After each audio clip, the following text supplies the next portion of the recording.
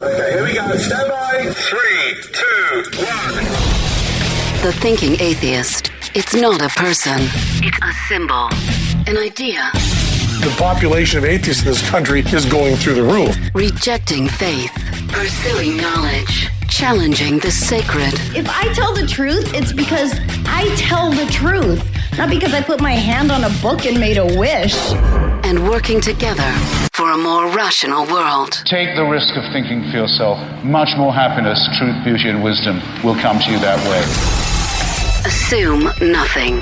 Question everything. And start thinking.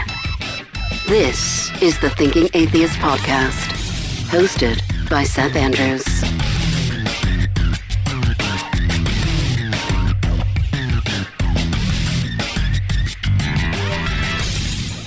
Mother's Day, of course, being this weekend before. And I think I may be a horrible son. I'm not asking for, affirmation here. But I had this weird moment on Mother's Day because my relationship with Mom is bad. So everybody else is posting all their stuff, a mother's love, and Mom, thank you for your wonderful sacrifices, and Mom, you're the most beautiful thing, and there's flowers and roses and all these wonderful fonts and gold colors, and Mom, and that's beautiful. I appreciate that. But I'm not, I'm just not there. Oh, Mom, I love you. I'm having a hard time coming up with that in my heart, And there's no doubt the woman would walk through fire for her children and that she sacrificed a lot.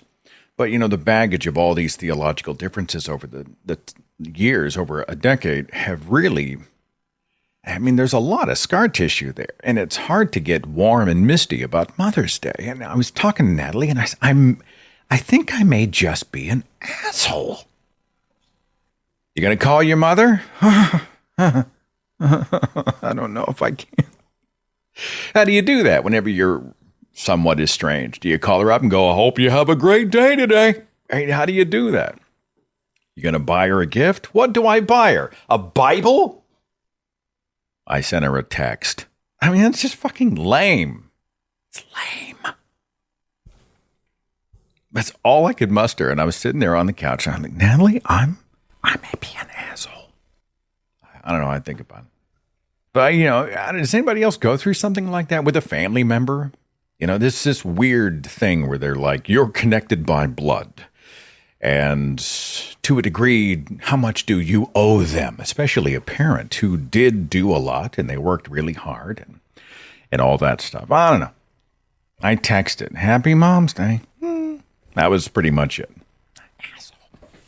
I'm a bad person. I'm getting ready for some travel, man. The world has opened back up. Fort Wayne, Indiana in June. Portland, mid-July. I'll be in Nashville. Late July, I'll be in Ontario in August, working on a trip to Minneapolis. And I'm going to do a Texas run. It looks like it'll be Dallas, San Antonio, Houston. I think that's going to happen in the month of August. All the details, just go to my website, sethandrews.com/events, but it feels good to be out among the living. This broadcast, a potpourri of your comments, questions, rants, whatever. And we'll start with Jason at 435. Jason, are you with me? I am, Seth. How you doing? I'm well. Thanks for calling. What's on your mind? Okay, well, my son is 13 years old, and I'm pretty excited to teach him how to think, not what to think, and the scientific method and all that. I have a fear, though. My fear is that, I'll show him some research, something on the internet, and my fear is that he'll come back with, this other thing is on the internet, and it says the exact opposite thing. Like, how do I navigate that of there being proof on the internet or some other means, but then there's also so much stuff out there that proves the opposite?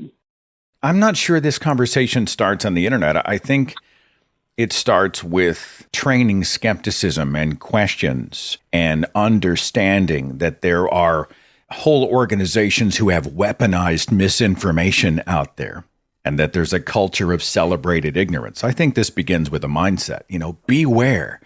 There's a lot of great information. There's a lot of misinformation. And then I think you can take that journey with them, right? Here's how I determine what a credible source is. When we realize that the world is a blender of good and bad stuff, that's an understanding which primes us to then go in and check and recheck and read the critics and look at the data and find out what actual experts and evidence have to say about it. It's an imperfect solution, but I think, staying skeptical going in, having the mindset of a critical thinker is the beginning of what I think can be an important journey and helps to tool them up against the pseudoscientists and the scammers and the grifters and the con artists, etc. Okay? That's some good advice. Thank you. All right, thanks. I don't feel like I really said anything. I don't have a solution other than in my own life. I shared something the other day. What was it? And I did it on a knee jerk. I was like, oh, yeah. And I just, because it validated something I'd already thought. And the second I posted it, I thought, wait a minute. What did you just do? Have you checked to see if this is accurate? Oh, it was somebody wearing a T-shirt. And I thought, well, that person wearing this T-shirt validates my point of view. And I thought, no. Wait a minute. I didn't check to see if this has been photoshopped or altered. So I went and lo and behold, there's the same photograph, but the shirt was blank. Some third party had gone in and printed their own message and assigned that particular message to this celebrity. And I hadn't checked it. I went back and immediately deleted and apologized for that. That skepticism helped to protect me from propagating bad information. I had somebody in the chat who asked a question, and it's popped up twice, and I didn't want to glaze over it because I think it's compelling. Let me scan back to it quickly. Can I get your opinion on conservative or centrist atheists? And I hear this from time to time. I'm taken to task because I do have more liberal views. Came out of Fox News conservatism, and now I'm what I would consider to be a liberal humanist, and politics are always divisive, etc. I don't want to write anybody off, but I don't feel the need to accommodate someone who might be standing in contrast to my values. Someone says I'm an atheist. Well, that's a declaration of what you aren't about, what you don't believe in. But what do you believe in? What are your values? And if I look at liberal versus conservative, there are a lot of people who make a false equivalence argument, in my opinion. Well, they're all equally bad. They're all equally corrupt, etc. And they reject the whole system. I see this a lot with Bernie supporters, etc. And I just think they're not equal. I'm not saying that liberals, Democrats, etc. are great. I'm not saying there aren't huge problems, but when it comes to the key issues that speak to my values, conservatism, liberalism. If I think, all right to die issues, that's liberal. Legalization of drugs, that's liberal. Reproductive choice, holy shit, is that a big one? That's not a conservative point of view. It's not something conservatives are rallying around as a whole. Well, no, it's a liberal thing. Reforming our prison systems, reforming justice and the courts and the police. That's liberal. Not vilifying people of other nations. That's a liberal thing, Healthcare being a right, not a privilege. We treat in this country, guns are a right. Healthcare is a privilege. There's something screwed up about that. Well, which party is lined up more with my values? LGBT rights, gay marriage. You think conservatives were lining up to make that happen? Hell no, that was a liberal value. And so that's just where I fall. So, I'm not saying that I'm vilifying people who hold a conservative point of view. I understand skepticism about government waste, big government, government intrusion, which I consider to be in some ways more of a libertarian position. But I don't give conservatives a pass, and I don't have to give them quarter or a platform simply because they use the word atheist. In my own mind, I don't think those are, in many, many, many cases, humanist values. And if it means you reject me or this show, so be it. I'm not going to apologize for what I consider to be a humanistic point of view, a human rights point of view. Racial equality, you see conservatives lining up on that sucker? Absolutely not. Not seeing it.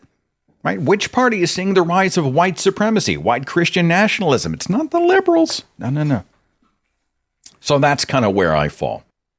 Talking politics is so tedious, but how do you not talk politics? Because it affects everything we are, everything we do. The fabric of our entire lives relates to politics. And so you have to talk about it. You're forced to do it. Let's talk to John. Hi, John. Are you with me? Hi, Seth. Thanks so much for taking my call. Big fan Thanks. of yours for a while. Love your books and podcasts and everything. So thank you for everything you do. Thanks, John. Wanted to talk a little bit today about the whole change with Roe v. Wade and trying to have discussions with some of our, conservative friends and their thought processes on this over the last couple of days. And it reminds me of the discussion Matt Dillahunty had on the Atheist Experience a while back. And I think people are kind of focusing on this the wrong way. They focus it on, you're killing a baby. And it kind of reminded me of what he would say. It's like, it's not killing a baby. It's the premature termination of a pregnancy. And you're aborting the fetus. You're not killing a child. And I think this particular thought gets overlooked a lot. I wrote a whole chapter on abortion, and it was a tough one. But I tried to be sympathetic to those people who were like I was, who genuinely did believe that there was a human life with a soul created at the moment of conception. And my whole youth, my formative years and my teenage years and my 20s and even into my early 30s, when they talked about abortion, it was always the horror stories. It's the 9th month and they rip the baby out of the womb and, then the doctors twirl their mustaches. Ha, ha, ha. Liberals love to kill babies. It was very much a vilification. And it was a complete lack of understanding about reproductive rights and how it works, right? Female bodily autonomy. And didn't understand how Roe v. Wade actually narrowed and restricted the further along you get into a pregnancy. The vast majority of terminations happen just in the first few weeks of a pregnancy. And the ones that do happen late term are almost always with the unviability of the fetus or the danger, perhaps even a life-threatening danger to the mother, a mother who was desperate for the birth of a child and was shattered when the pregnancy was terminated. I didn't have any of that perspective. We always just thought that moment of conception means there's a little baby with a little arm, at least in spirit, little arms and legs and eyes and ears, and it smiled and, those types of things. It wasn't a cluster of cells that would one day develop into a viable baby. And so, how do we get past this without sex education, reproductive education, which is certainly not something that evangelical conservatives embrace, right? There's a rampant ignorance about what the pregnancy process is, right? The fact that roughly 50% of all fertilized eggs are actually ejected via menstruation and never make it to full term. We never even thought about stuff like that.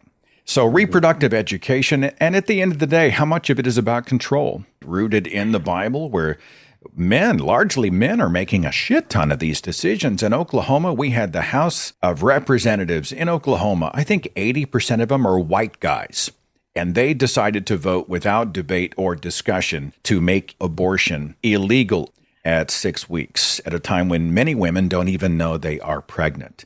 I think that's often about control, theocratic control, a stamp of their religious dogma over an entire culture. With 166 million women in this country, I'm terrified that these people have essentially declared war on free people nationwide.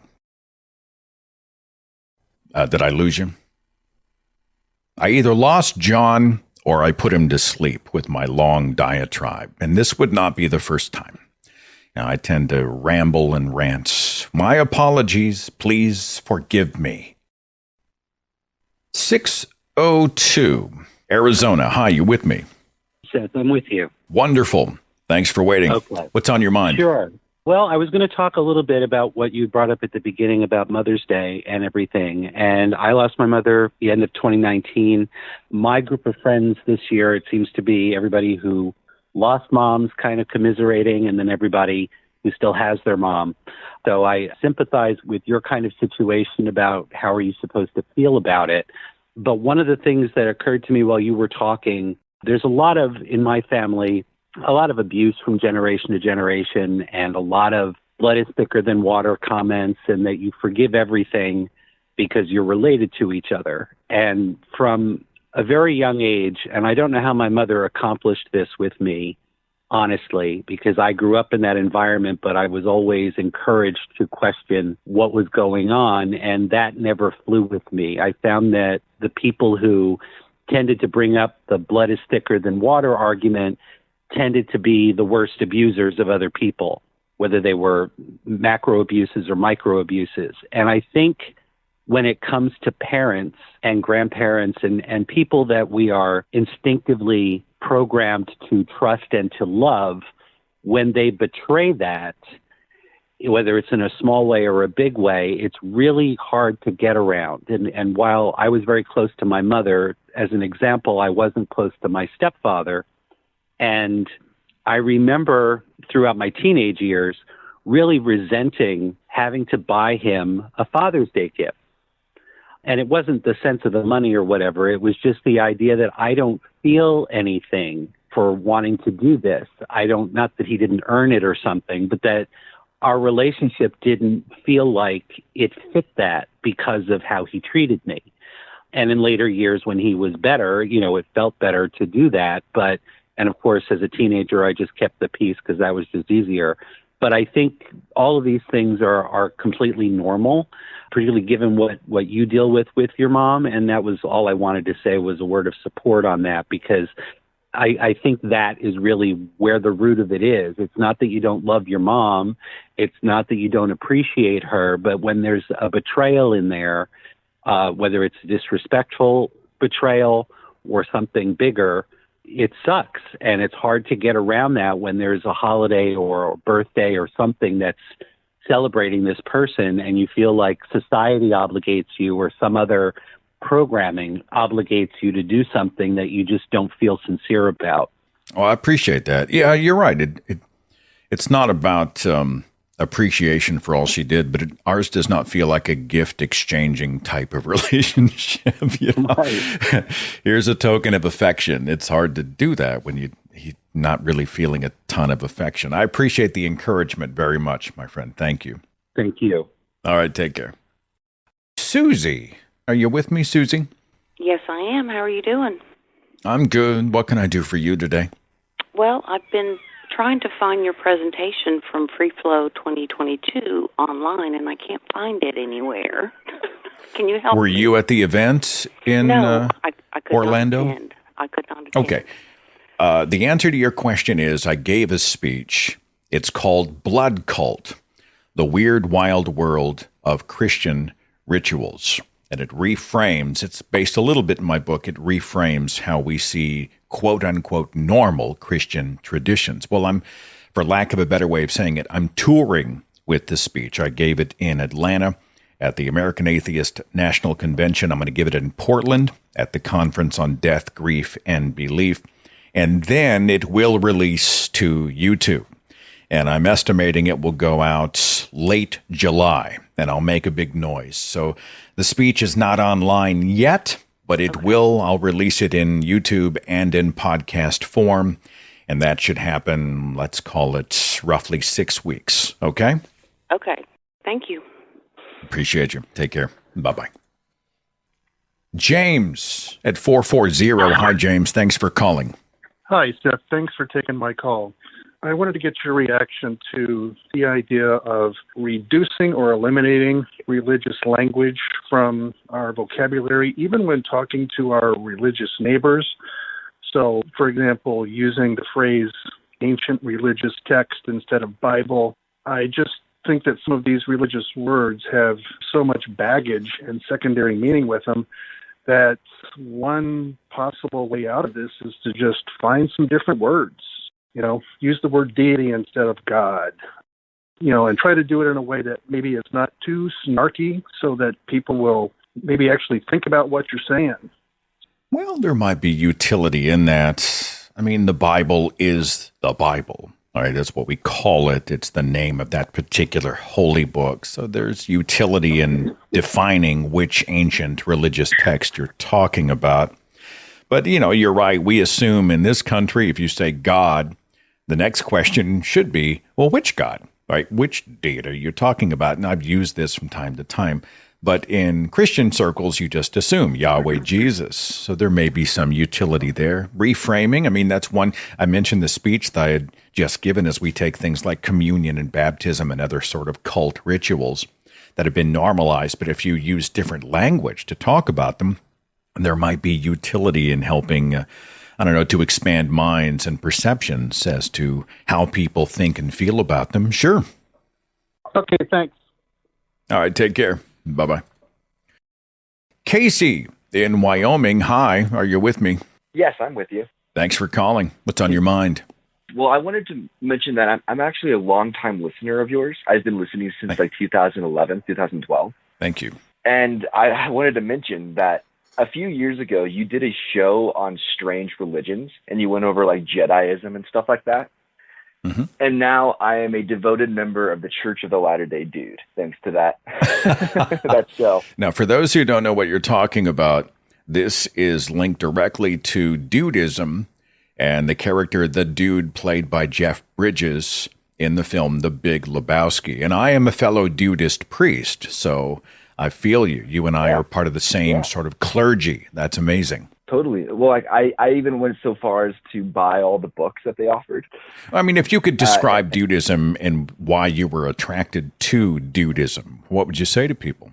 Well, I think it acts as kind of an antidote to the kind of go, go, go, go, go nature of our culture, where like you're always expected to be doing something and doing something productive with your time.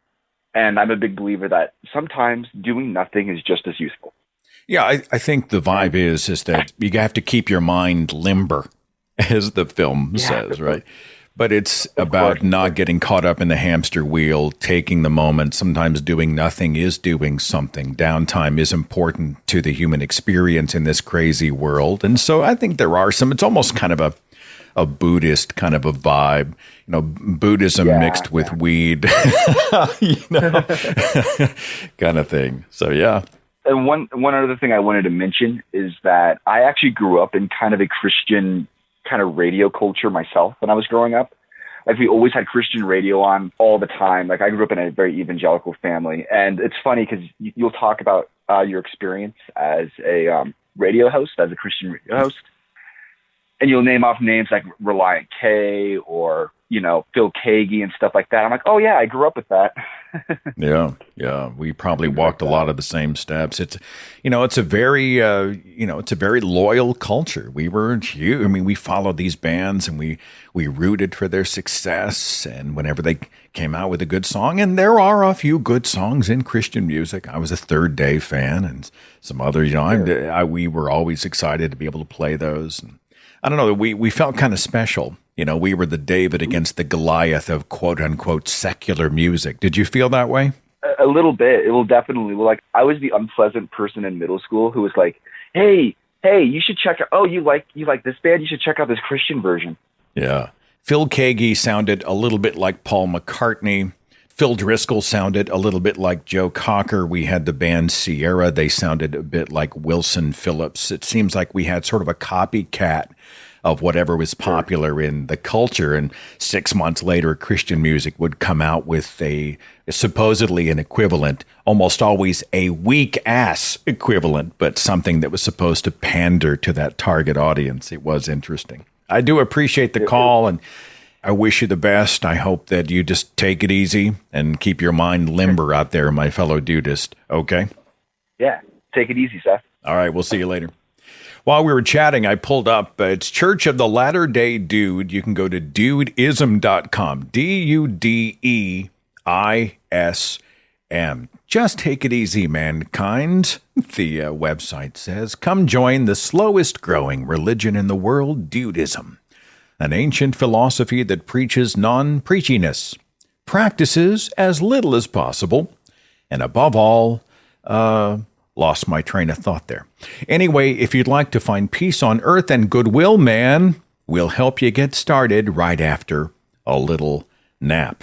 There are over 600,000 ordained Dudist priests worldwide, and you can get ordained on the website. As I recall, I think it's been almost 10 years. I think I talked on the show to the guy who runs the Dudist Church website. I've done so many shows, I'm having a hard time remembering. But I don't know. I thought it was kind of fun. I mean, if you're going to do a religion, right? I was also an ordained monk. I think I let my vows lapse. I think you're supposed to go online and renew your vows. But just for the hell of it, I became an ordained monk, which you can do on the internet. And you could actually do weddings. And I just had this fantasy like I could show up and I could be an officiant at a wedding. I just show up in the brown robe with the rope belt, and have the little thing shave the back of my head. And how would you call those little hats that the monks wear? Walk in. I was an ordained monk for a while. It was big fun. Our listeners have much more to say. We will continue to field their questions and hear their wisdom on the other side of this short break. Hang on.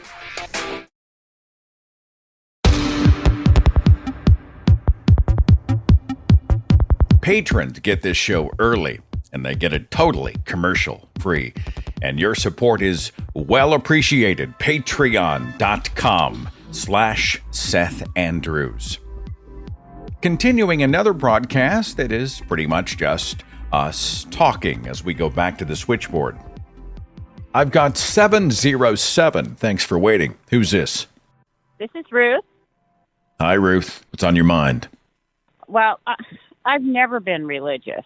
It's one of these things where my parents' mom was a Seventh-day Adventist, but my dad was kind of a Buddhist, and he was kind of like the Lebowski character, lay back, log, just enjoy life.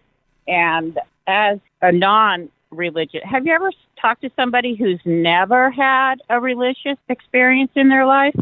I mean, just never, ever. And I find it fascinating that people get trapped in that. And my dad always said, don't ever get trapped. You have to ask questions.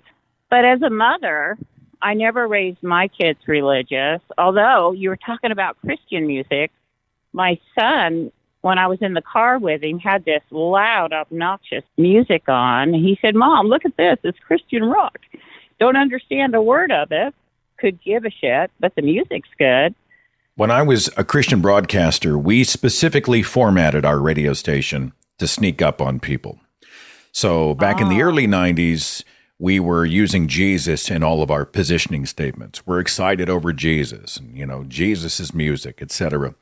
But when we saw the genre begin to explode, and it did in the mid-90s, we decided, well, we're going to go after a target audience of females 18 to 34. Okay, young moms is who we were going after, because if mom listened almost always in the car, then she would control the radio. She would decide what we were listening to, which meant we got the husband and the kids by default. I mean, this is something the research had borne out, right? We weren't just assuming, women control the radio, but it's something that had been revealed as market researchers were looking out there. We were targeting young families who were thinking, we've got young children, we need to get them in church. This was the mindset.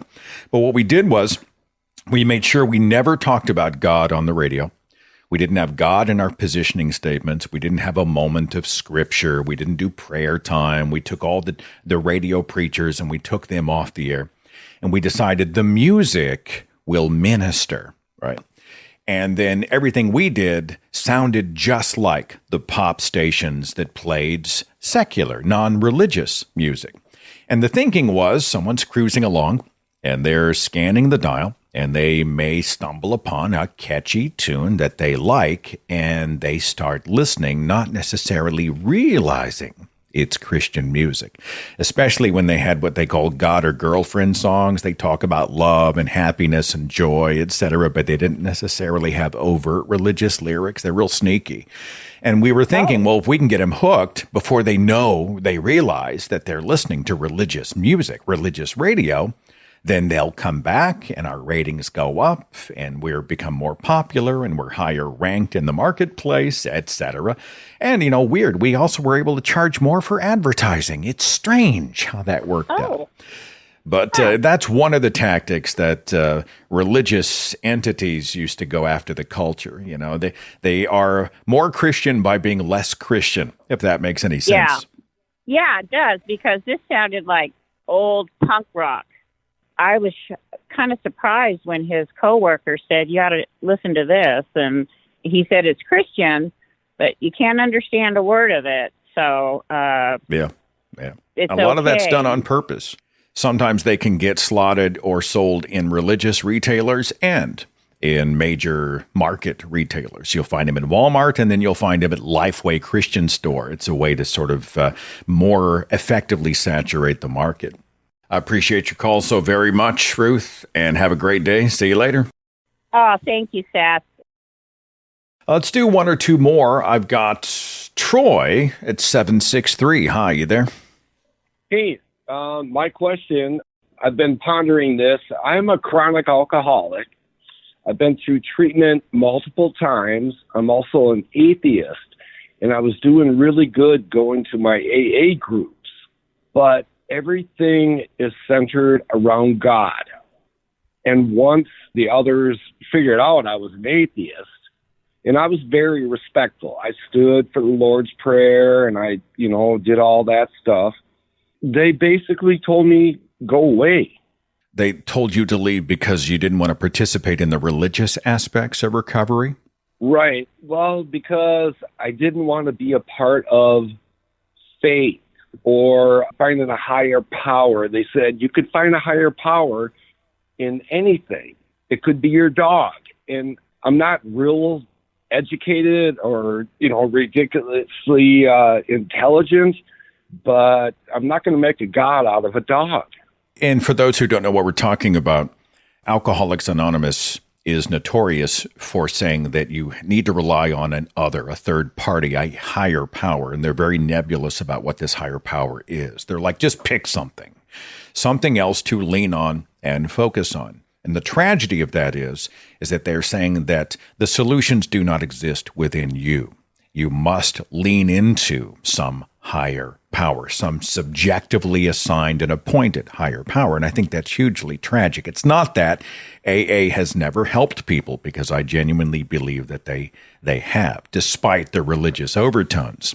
But I also know that there are growing secular alternatives, like secular sobriety. There's one at sossobriety.org that helps people without a religious model in addiction recovery. So those groups, there's not enough of them, but they are starting to exist more and more in the culture. And I don't blame you a bit for disconnecting, for, resisting this idea that solutions must come from without, from something higher than you. I think the solutions really are within you, right? Well, yes, but I also believe there are things that are greater than me. They may not be a god or whatever, but what do you mean by greater? Well, looking out my window and seeing the rainfall from the clouds, that's greater than me. Yeah, like we live in a universe far beyond us that doesn't really care if we exist. The elements are unconcerned with us. We are not the center of all things. I totally get that, yeah. Yeah, absolutely. Yeah. I would love to see you do some research or, do a show on something like that. I live in Minnesota, and to find an atheist group, it's a pretty liberal state, but man, there's nothing. Which part of Minnesota do you live in? Really close to Minneapolis. Okay. By the way, I should be out there in August. I'm hoping to get details in the next few weeks. I believe there are a couple of groups up there that are really thriving. There's Minnesota Atheists, and I think they're called Minnesota Humanists. So a couple of groups that you might Google and look into, and perhaps they would help, connect you and become a community for you and help support you in your journey, okay? Absolutely. Thanks, Seth. All right. Thanks for calling, Troy. Be good. Take care. All right. We may have to do another show on non-religious addiction recovery. I think addiction is something that affects so many people, even if it's not something that has hit you in your own person.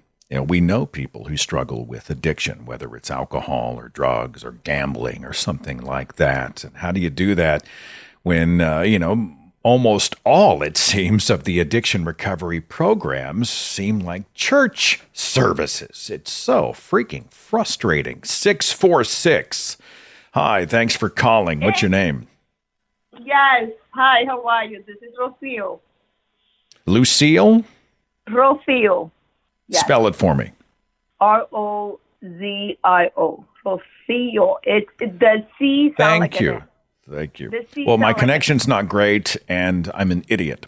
So, Rocio, thank you so much for calling. What's on your mind today? Yes, I actually need your input.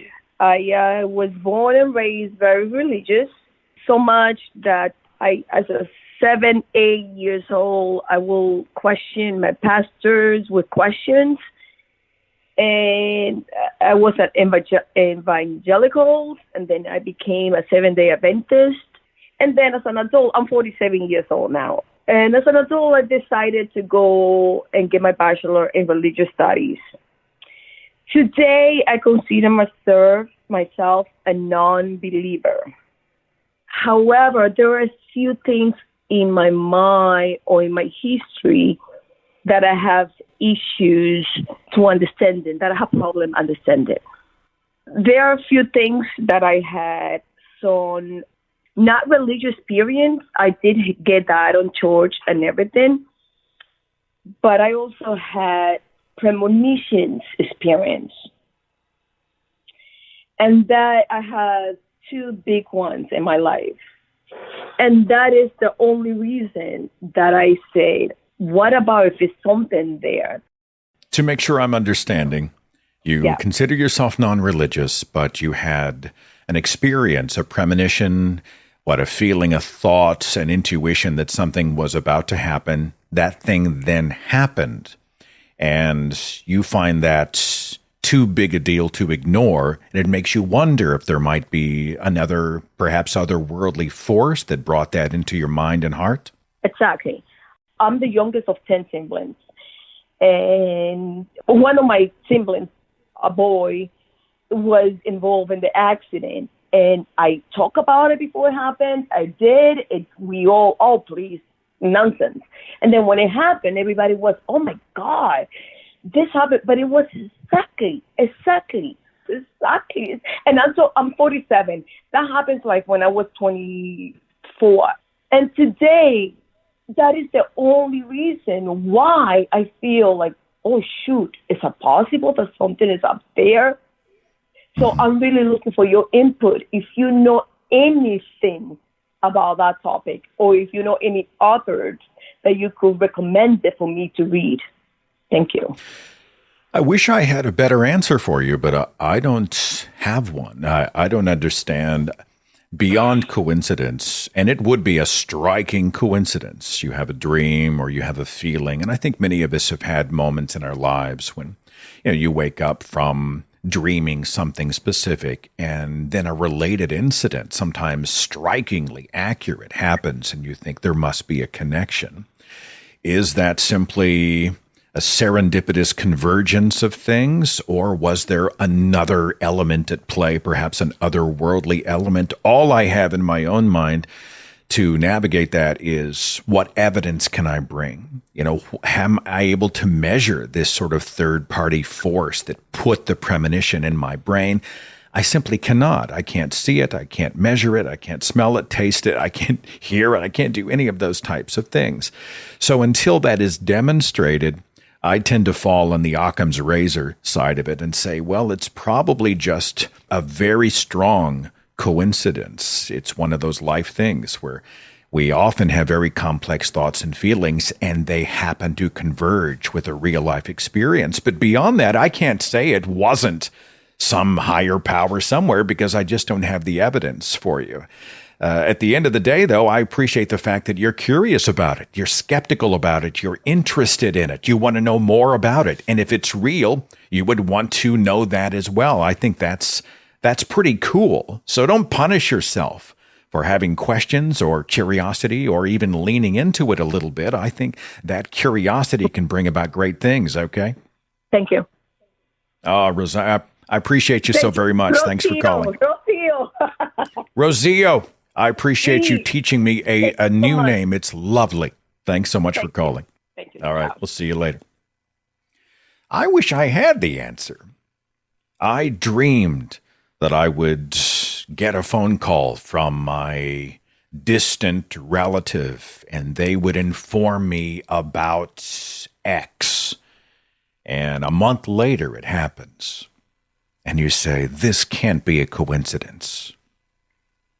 Well, the truth is, it can.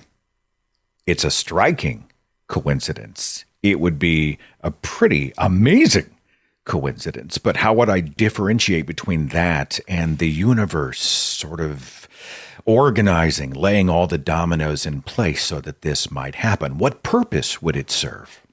Like if you knew about the accident of a relative in advance, you dreamed about it, what would you then do with the information? Are you supposed to change your behavior?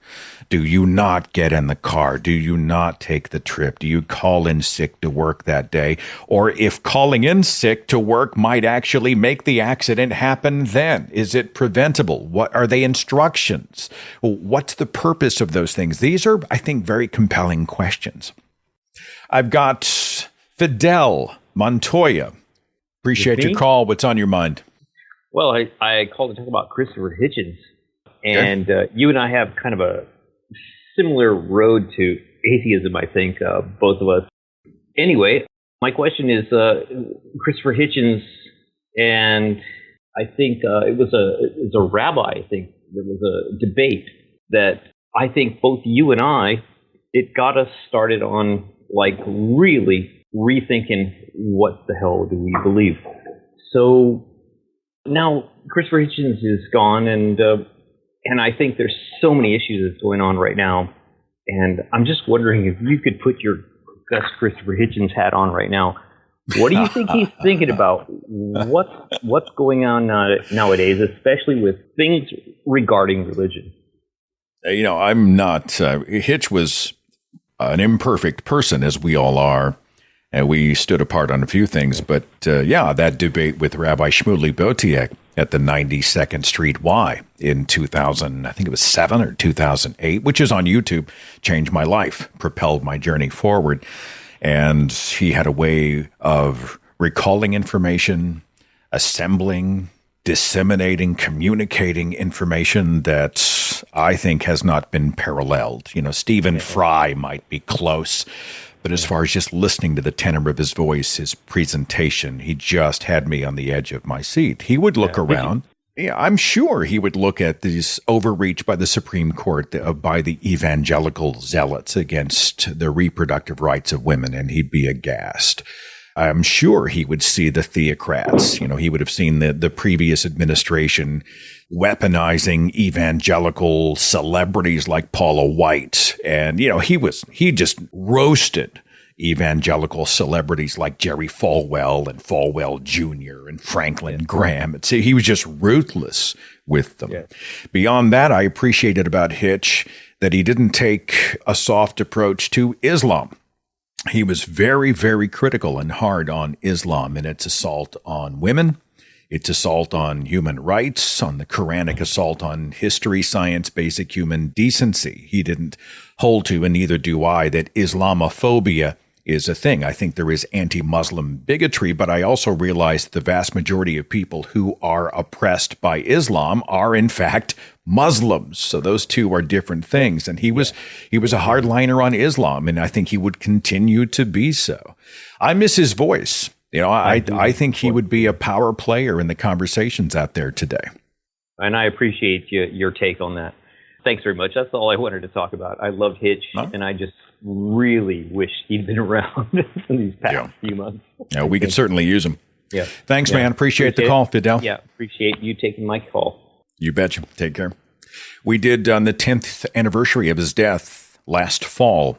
I released an entire broadcast featuring just the words, his own words, recordings of Christopher Hitchens. And, the guy had a razor tongue and an extremely sharp mind. And that show is worth revisiting. I think it dates back to November of 2021. You can easily Google search it. You can find it on Spreaker and Stitcher and iTunes and all major podcast platforms out there. Took the liberty of pulling up a little excerpt here from the 2008 Christopher Hitchens book, God is Not Great. I guess we'll finish with a little hitch. In this segment, he said, "Finally, brethren, whatsoever things are true, whatsoever things are honest, whatsoever things are just, whatsoever things are pure, whatsoever things are lovely, whatsoever things are of good report, if there be any virtue, and if there be any praise, think on these things." Of course, he pulled that from Scripture. He said, "I chose this because of its haunting and elusive character, which will be with me at the last hour, and for its essentially secular injunction, and because it's shown out from the wasteland of rant and complaint and nonsense and bullying which surrounds it. The argument with faith is the foundation and origin of all arguments, because it is the beginning, but not the end, of all arguments about philosophy, science, history, and human nature. It is also the beginning, but by no means the end, of all disputes about the good life and the just city. Religious faith is, precisely because we are still evolving creatures, ineradicable. It will never die out, or at least not until we get over our fear of death and of the dark and of the unknown and of each other. For this reason, I would not prohibit it, even if I thought I could. Very generous of me, you may say. But will the religious grant me the same indulgence? I ask because there is a real and serious difference between me and my religious friends, and the real and serious friends are sufficiently honest to admit it. I would be quite content to go to their children's bar mitzvahs, to marvel at their Gothic cathedrals, to respect, quote-unquote, respect their belief that the Quran was dictated, though exclusively in Arabic, to an illiterate merchant, or to interest myself in Wicca and Hindu and Jain constellations. And as it happens, I will continue to do this without insisting on the polite reciprocal condition, which is that they, in turn, leave me alone. But this religion is ultimately incapable of doing. As I write these words, and as you read them, people of faith are in their different ways planning your and my destruction, and the destruction of all the hard-won human attainments that I have touched upon. Religion poisons everything. Takes a pretty hard line. I don't know. What do you think about that? Does religion poison everything? I will leave you with those words. Be safe, be good, and I'll catch you back here next week. Follow The Thinking Atheist on Facebook and Twitter. For a complete archive of podcasts and videos, products like mugs and t-shirts featuring the Thinking Atheist logo, links to atheist pages and resources, and details on upcoming Free Thought events and conventions, log on to our website, thethinkingatheist.com.